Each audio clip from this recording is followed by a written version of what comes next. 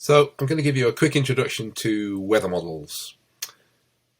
Weather forecasters around the world all rely on some government-funded global weather models, typically.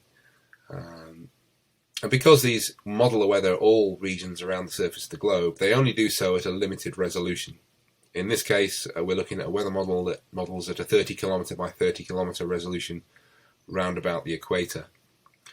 The island you can see on the left-hand side here is the islands of Palau. There's one big island and several small ones. And if you compare the size of the grid cells here with the landmass, you'll see that our global weather model is probably not going to pick up the landmass that's in these grid cells down here.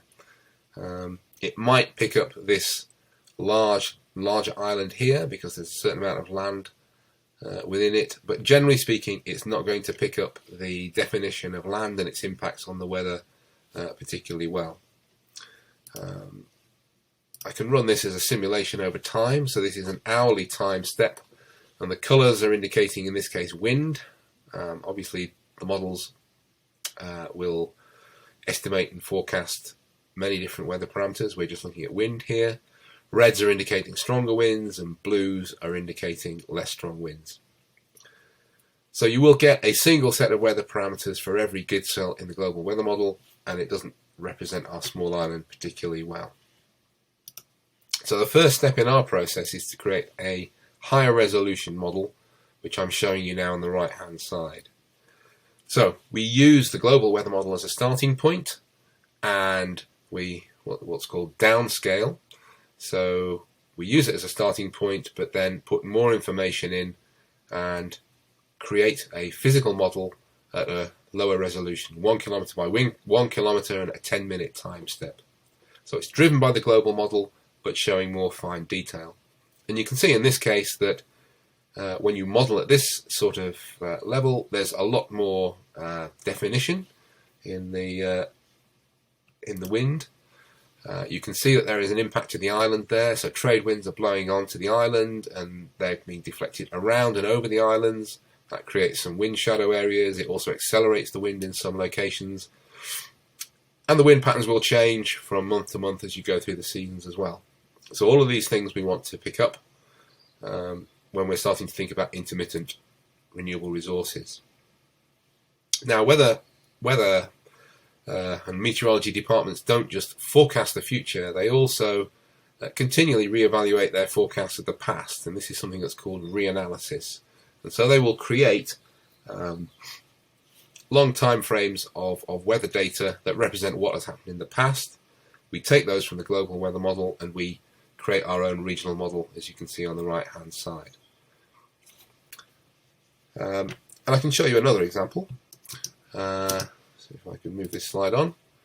This is another one of our islands. This is Mauritius.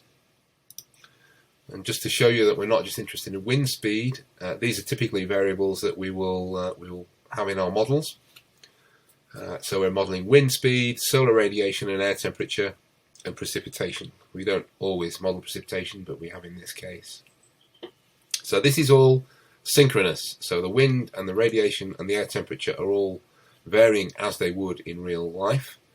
And of course these things are all interrelated. So the wind affects the temperature affects the wind, and also the temperature will affect the radiation through formation of clouds. So we can see on the top right there, it's just gone black, but that means it's night. So we're going through a nighttime period at the moment, but when it comes back, the sun rises, the radiation increases, and those blobs are representing clouds that are forming under certain circumstances. The clouds affect the surface temperature, which you can see modified down here. We're cooling down at night, and then we'll heat up again as the day comes along, and that will generate clouds. And again, there's an interaction with the winds. So all this is a complicated pattern.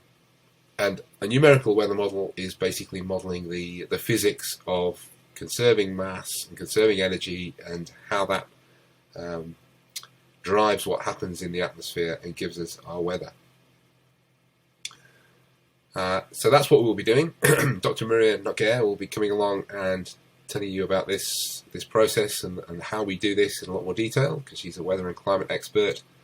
So that's our first step. Once we've got our simulated weather data, and we will create time series of probably 10 years or more of simulated weather data, we're then ready to start simulating energy production.